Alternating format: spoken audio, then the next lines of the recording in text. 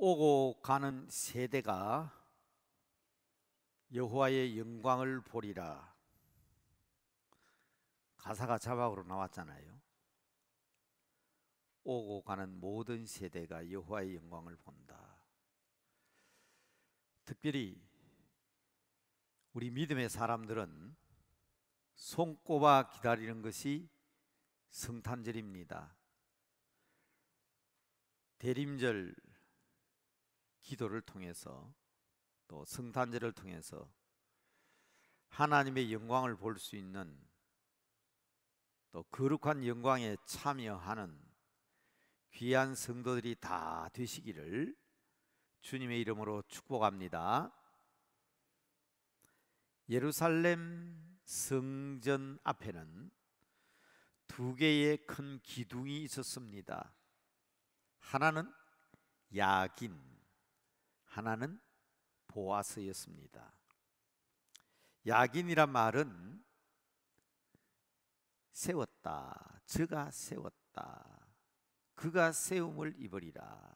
지난 주일에 우리가 부르심을 받은 목적, 하나님께서 왜 우리를 부르셨을까?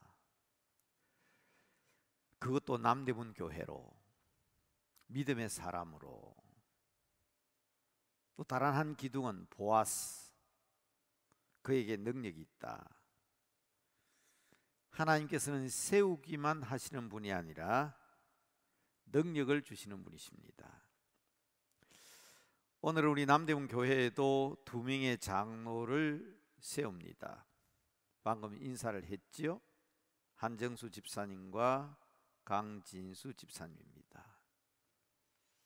오늘 특별히 하나님의 성전에 두 기둥으로 높이 세우시는 날인 줄로 압니다. 하나님께서 세우시며 야긴이라 그랬지요. 또 능력도 함께 주십니다. 보아스. 장로는 개인적으로도 물론 영광스러운 일이겠지만 성도들의 지도자로 세움을 받기 때문에 교회는 매우 경사스러운 날이고 하나님 앞에 영광을 돌리는 날입니다. 왜냐하면 장로가 하는 일이 무엇인지 우리 성도들이 알아야 될 것 같습니다. 장로들은 더 말할 필요도 없지요. 법에는, 헌법에는 그렇게 되어 있습니다.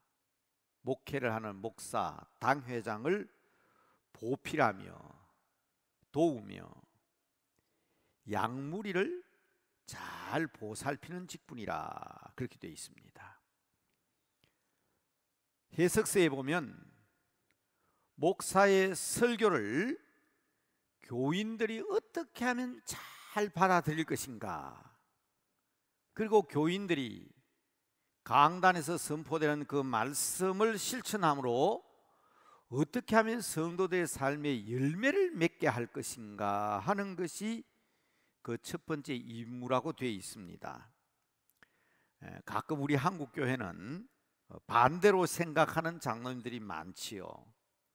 장로로 시험을 받으면 교인들이 목사의 설교를 얼마나 잘 받아들이고 열매를 맺게 할 것인가를 생각하는 것이 아니라 목사를 간섭하고 목사를 보살피려고 하는 그런 장로님들이 가끔은 있습니다. 거꾸로 생각하는 거죠. 교인들의 대표로 교인들을 위하여 세움을 받은 직분입니다.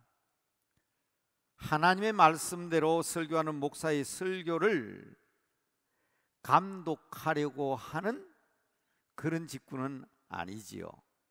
그러나 시대가 하도 많이 변해서 저도 사실은 이 사실을 강조하기에는 부끄러운 때가 있습니다. 최근 들어 목사들에게도 문제가 참 많으니까 우리 교인들의 영적 생활을 위해서 목사님들이 이런 문제가 있습니다 해가지고 교회마다 힘들어하는 일들이 있지만, 제가 말하는 것은 본래 원칙적으로 우리 성도들을 보살피고 우리 성도들이 하나님의 말씀을 어떻게 하면 잘 받아들여서 귀한 열매를 맺게 할 것인가 하는 것이 본래의 목적입니다.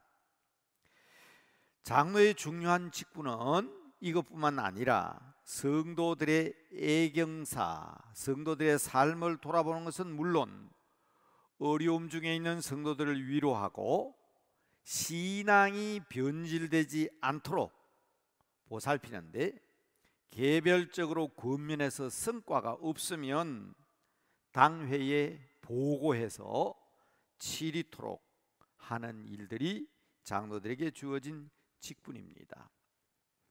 그렇기 때문에 성도들은 지도자로 세운 장로들이 그가 세우셨으니까, 하나님께서 세우셨으니까, 하나님께서 능력을 주셨으니까 그분들의 이야기를 잘 들어서 존경함으로 권면에 순종하고 하나님께서 능력을 주시고 세워주신 자신의 지도자로 알아야 합니다.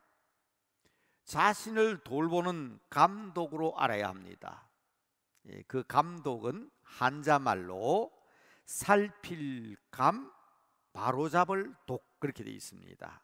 살펴서 바로잡게 해주시는 분이다. 그래서 우리의 감독은 공사장에서 일하는 감독이 아닙니다.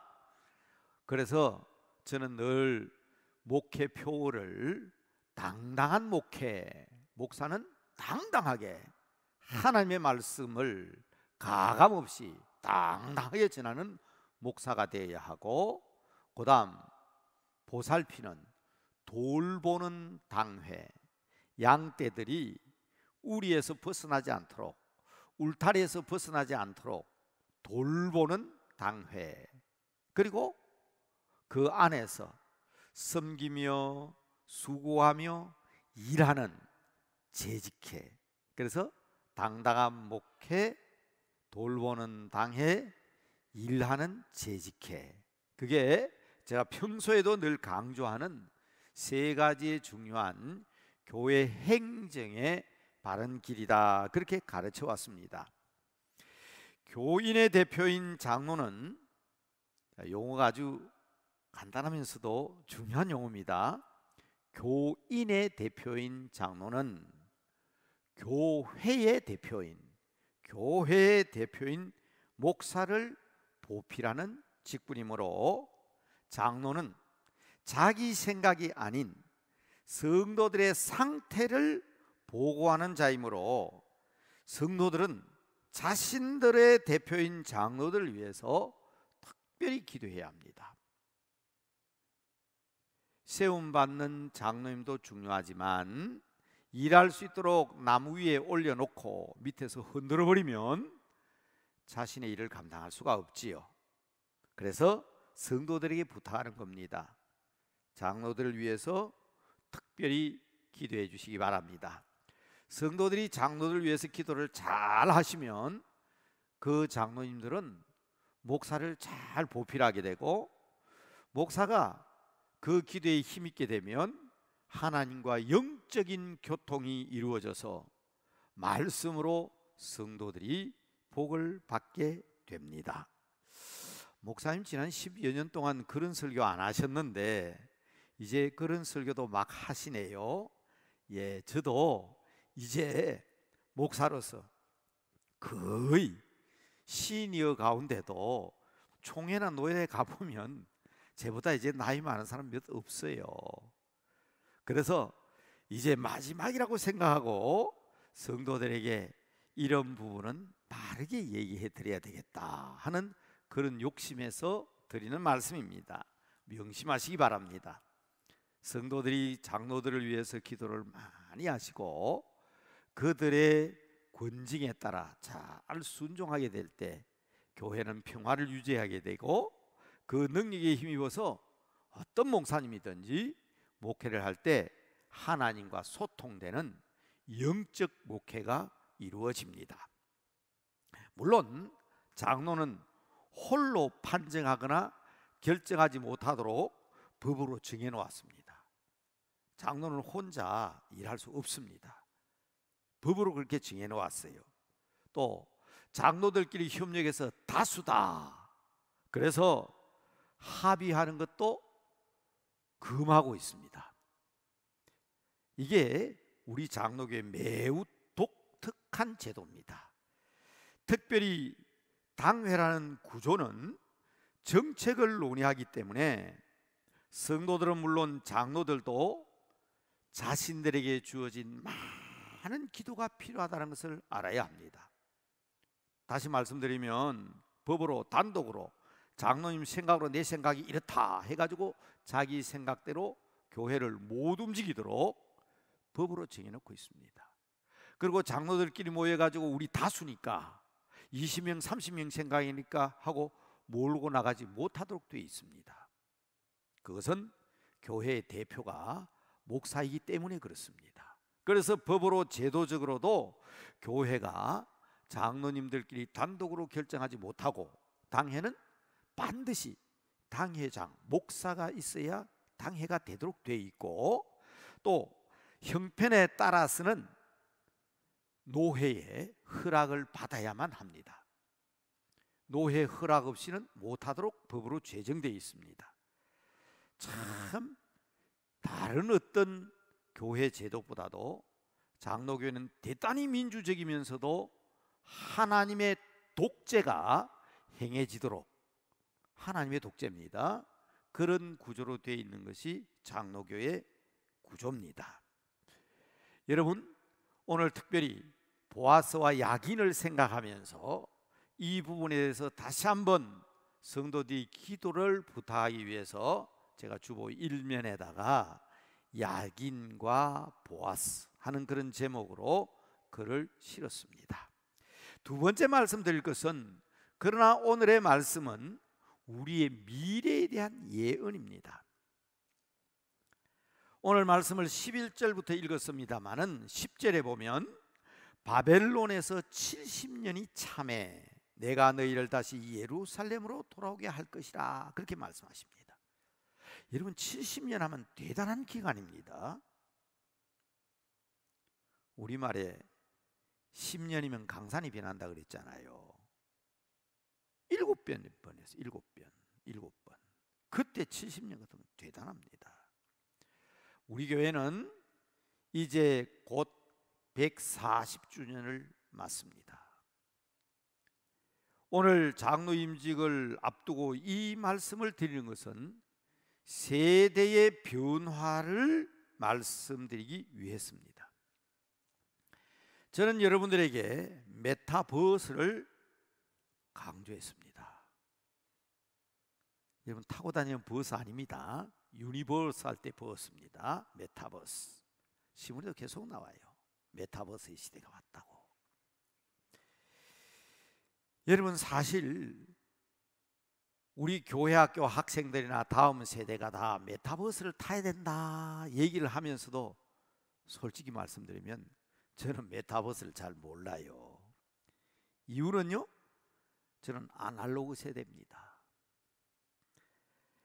디지털로의 변화는 이야기할 수 있지만 메타버스가 어떤 역할을 하는 것인지는 이해하지만 그 내용에 대해서는 아무리 알려고 해도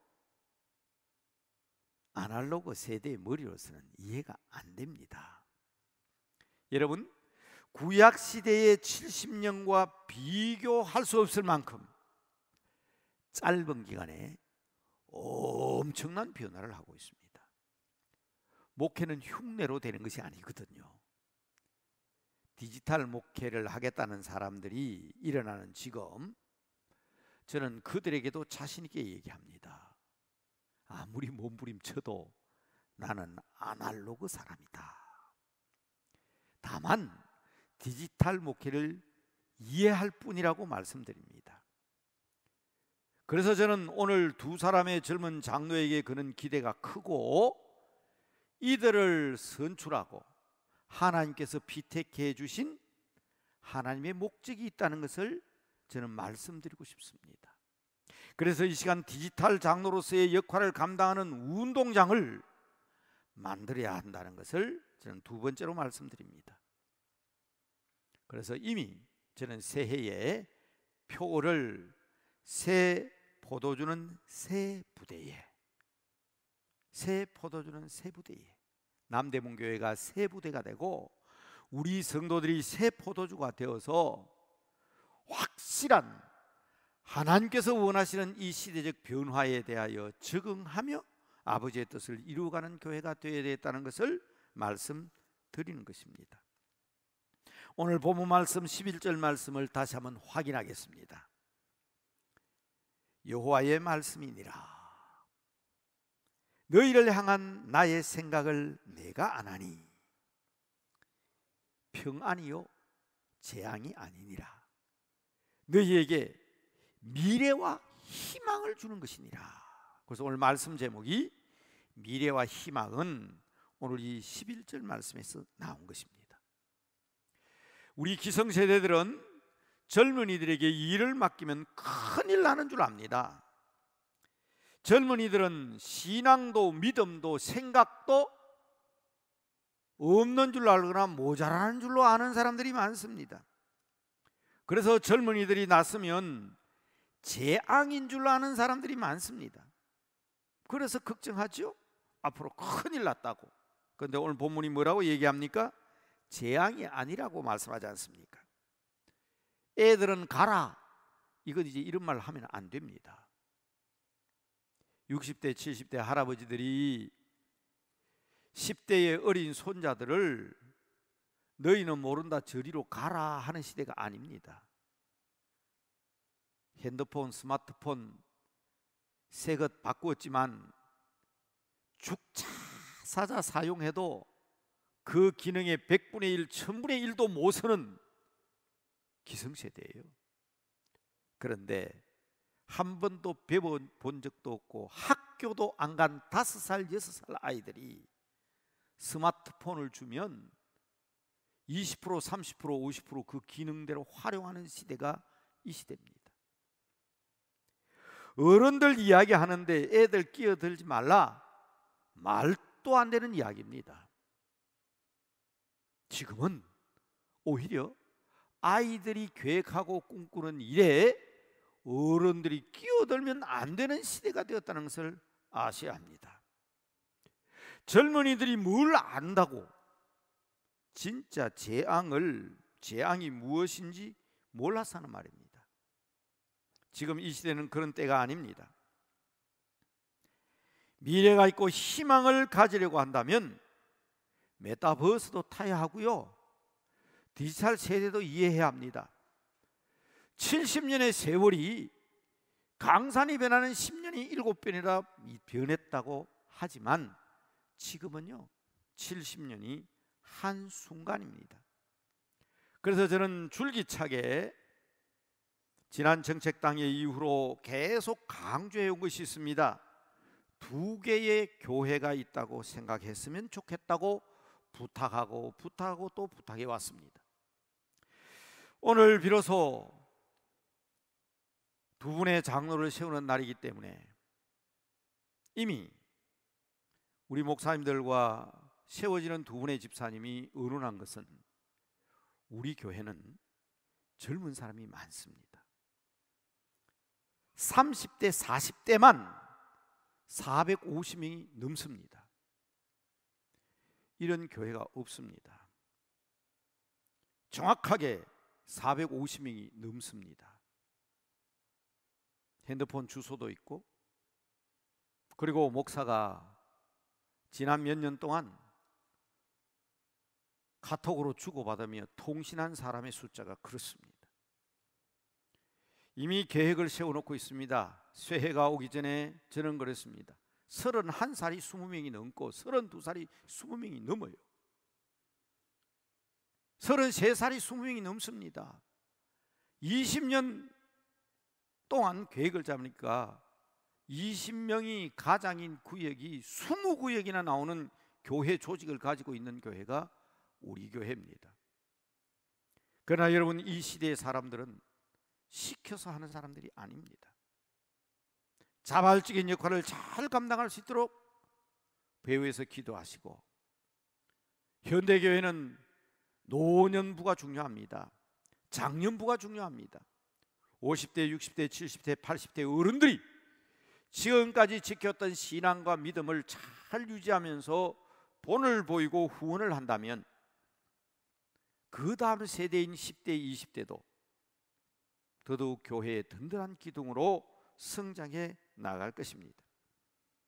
그래서 특별히 오늘 이 아침 시간에 일부 예배 시간에 한정되어 있는 말씀이지만 제가 아침에 우리 서집에게 부탁을 했습니다.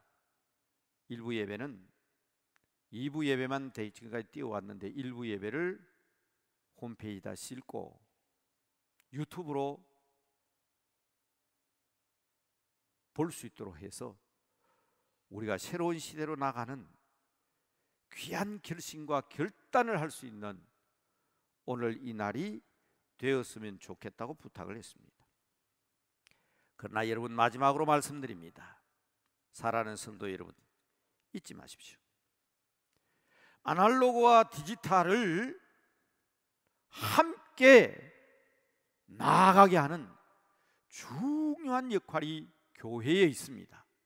그것은 바로 성경 때문입니다. 디지털 중에 디지털이 성경입니다. 아날로그 세대가 100% 말씀을 이해하고 깨닫고 나갈 수 있는 것이 성경입니다. 그래서 우리는 성경을 영원한 진리라고 믿고 있고 또 영원한 진리이기 때문에 성경에는 생명이 있습니다. 디지털 세대는 물론 나는 이미 아날로그 세대라고 생각하는 성도들까지도 성경 말씀에는 특별히 귀를 기울여야 합니다. 이 말씀만이 모든 것을 통합하고 이 말씀만이 새로운 시대를 여는 길이 되고 과거와 현재와 미래를 연결하는 놀라운 진리라는 사실을 잊어서는 안 됩니다. 그래서 지난 몇 년 동안 계속 성경 통독을 강조하고 성경을 필사하고 성경 읽기 운동에 전력하자고 부탁을 드리고 새 포도주를 새 부대에 넣기 위해서 우리는 153이라는 남대문교회 153이라는 특별한 방법을 하나님께서 주신 방법이라고 여러분들에게 말씀드리면서 부탁드린 것입니다. 성경 읽으시기 바랍니다. 하루라도 성경을 읽지 않는 날이 없어야 합니다. 지금으로부터 100년 전 1910년 우리나라는 힘없이 일본에게 나라를 강제로 늑탈을 당했습니다.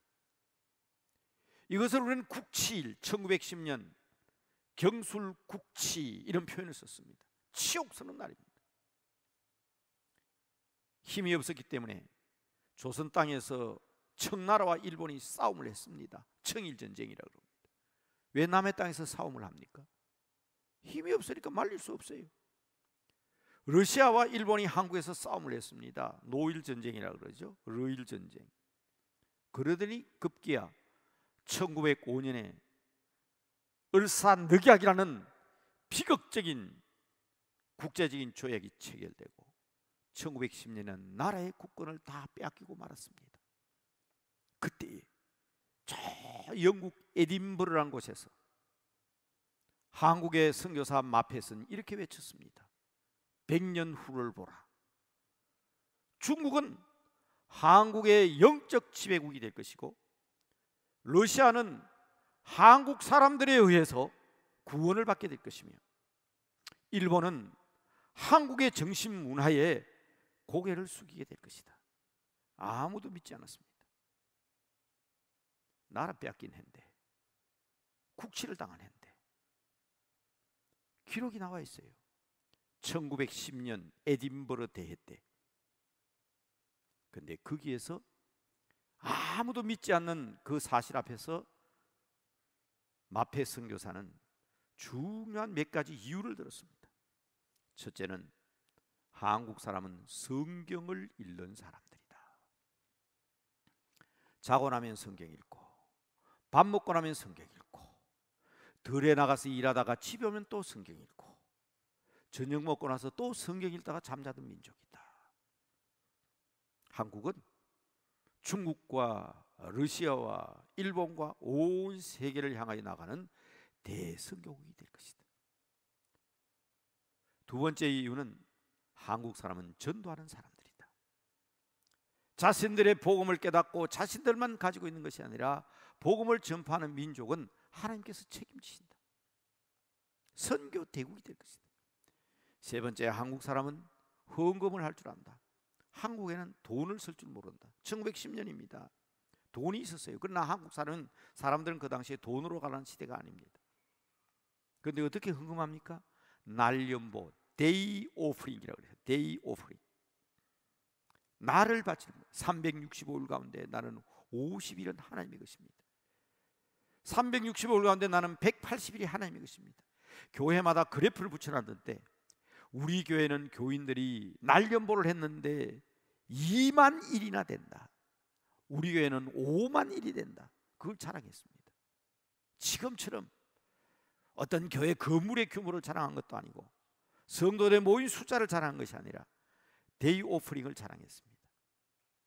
여러분, 디지털 시대, 아날로그 시대, 여러분 이 시대에 가장 중요한 것은 하나님의 말씀입니다.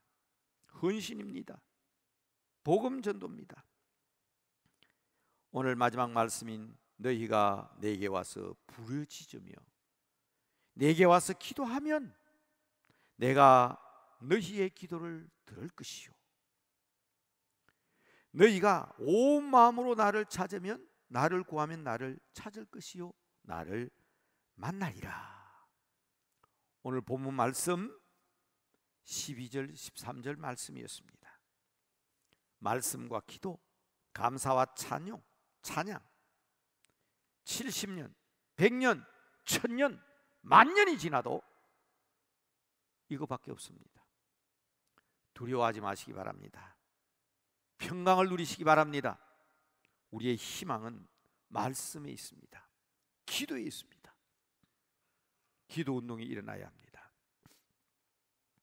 세대별로, 구역별로, 남녀 성교회별로 기도할 수 있잖아요. 카톡방 왜 만들었습니까? 영광 돌리시기 바랍니다. 함께 기도할 수 있습니다. 두려워하지 맙시다. 기도하고 찬송하고 말씀으로 삽시다. 이것이 우리의 미래입니다. 이것이 우리의 능력입니다. 제 얘기할까요? 자랑이 아니고요.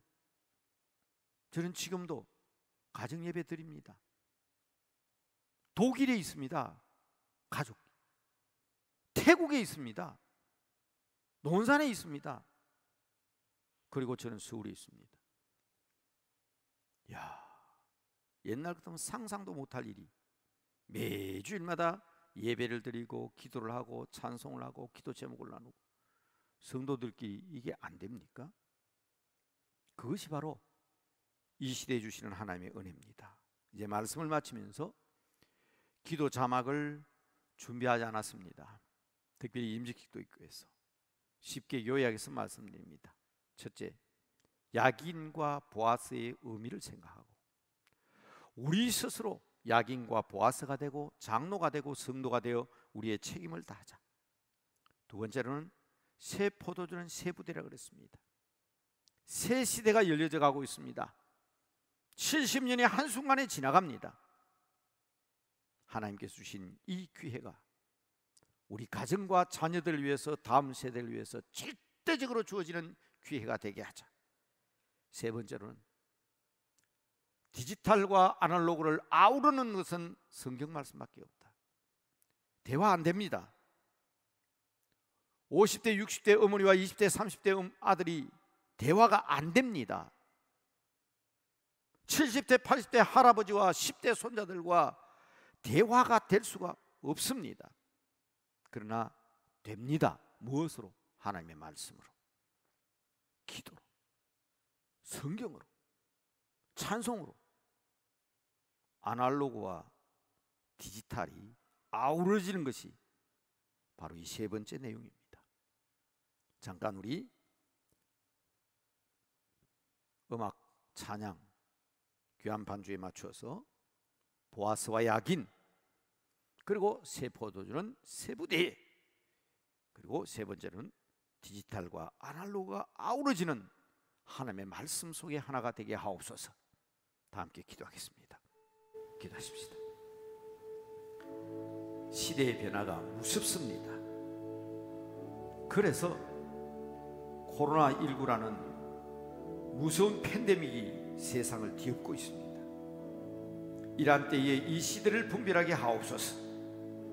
하나님께서 우리를 세우시고, 하나님께서 우리에게 능력을 주시고, 하나님께서 우리에게 교회를 주시고, 하나님께서 우리에게 직분을 주셨습니다.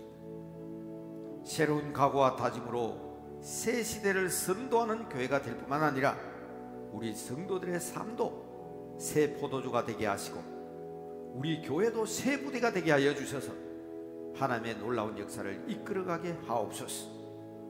특별히 아버지 앞에 기도합니다. 대화가 단절이 되고 세대가 단절이 되고, 그래서 위기를 당하고 어려움을 겪고 있는 이 시대입니다. 그러나 우리에게는 큰 복을 주셨습니다. 진리의 말씀으로, 기도, 찬양으로 아날로그와 디지털이 함께 어우러지는 복된 우리의 미래가 되고 희망이 되게 하여 주시옵소서. 주님께서 오늘 행사도 이와 같은 목적과 뜻 가운데 이루어지게 해 주실 줄로 믿고 예수님의 이름으로 기도합니다. 하나님 아버지, 우리를 도우소서. 절망 가운데, 낙심 가운데, 재앙이라는 안타까운 현실 가운데 좌절하고 낙심하고 있습니다. 그러나 오히려 이러한 때에도 하나님께서는 우리에게 말씀을 주셨고 은혜를 주셨습니다. 이 시대를 분별하게 하옵소서. 주님께서 이 시대의 저희들을 불러주시고 세워주셨사오니 우리에게 주어진 직분을 바로 깨닫게 하시고, 우리에게 주어진 사명을 바로 알게 하여 주셔서 새 시대를 선도해가는 새 부대가 되게 하여 주시고 새 포도주가 되게 하여 주시옵소서. 모든 세례를 아우를 수 있는 하나님의 말씀 앞에 하나가 되게 하옵소서. 이것이 바로 예배라는 사실을 알게 하여 주셔서 가정에서도 세대 간 격차가 사라지게 하여 주시옵시고, 교회에서도 미래와 희망을 얘기하는 복된 교회가 되게 하여 주시며, 세상을 향해서도 디지털과 아날로그를 아우르는 주의 복음을 전파하는 저희들이 되게 하옵소서. 이 놀라운 시작이 오늘이 되게 하시고 2022년이 되게 하여 주시옵소서. 성탄절을 앞둔 대림절 첫 주일, 소망의 촛불을 밝혀들며 우리에게 희망을 주시는 거룩하신 우리 주 예수 그리스도 이름으로 기도드리옵나이다. 아멘.